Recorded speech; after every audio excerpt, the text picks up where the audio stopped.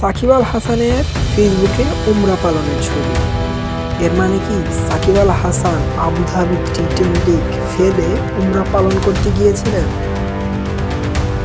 নিজের ফেসবুক পোস্টে বাংলাদেশের মানুষ এবং বাংলাদেশ যাতে সেফে থাকে তার জন্য দোয়া করেছেন সাকিব আল হাসান। সেই পোস্টে 336K love react, 75K care react. এতেই বোঝা যায় সাকিব আল হাসানকে মানুষ কতটা ভালোবাসে। মাত্র হাহা রিয়েক্ট ছিল 5000-এর মতো। সাকিব আল হাসান সবসময় বাংলাদেশের মানুষের মনের মধ্যেই ছিলেন।